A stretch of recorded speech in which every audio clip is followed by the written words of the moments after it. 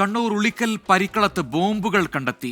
മൈലപ്രവൻ ഗിരീഷിന്റെ വീടിന്റെ ടെറസിൽ നിന്നാണ് 3 ഐസ്ക്രീം ബോംബുകൾ കണ്ടെത്തിയത്. സജോ ദേവസ്യ കണ്ണൂരിൽ നൽകുന്നതിന്റെ കൂടുതൽ വിവരങ്ങൾ. സജോ, ഈ ബോംബുകൾ കണ്ടെത്തിയത് അത് എങ്ങനെയാണ്? എന്തെങ്കിലും വിവരത്തിന്റെ അടിസ്ഥാനത്തിൽ നടത്തിയ തെരച്ചിലാണോ ഈ ബോംബുകൾ കണ്ടെത്തിയത്? ടെറസിന്റെ മുകളിൽ എന്ന് പറയുമ്പോൾ അവിടെ എങ്ങനെ അത് വന്നു? അത്തരം വിവരങ്ങളൊക്കെ പോലീസിനോടകം ശേഖരിച്ചിട്ടുണ്ടോ? പ്രജിൻ, ഇന്ന് രാവിലെ ഈ വീടിന് സമീപത്ത് നിന്ന് വലിയ സ്ഫോടന ശബ്ദം ഉണ്ടായിരുന്നു. നാട്ടുകാർ ഈ സ്ഫോടനം കേട്ടു. പിന്നാലെ പോലീസിൽ വിവരം അറിയിക്കുകയായിരുന്നു. അതിന് പിന്നാലെയാണ് പോലീസും ബോംബ് സ്ക്വാഡും ഡോഗ് സ്ക്വാഡും ചേർന്ന് സംയുക്ത പരിശോധന മേഖലയിൽ നടത്തിയത്. ഇതിനിടയിലാണ് ഉളിക്കൽ പരിക്കളത്തെ മൈലപ്രാവൻ ഗിരീഷിന്റെ വീടിന്റെ ടെറസിൽ നിന്ന് 3 ഐസ്ക്രീം ബോംബുകൾ കണ്ടെത്തിയത്.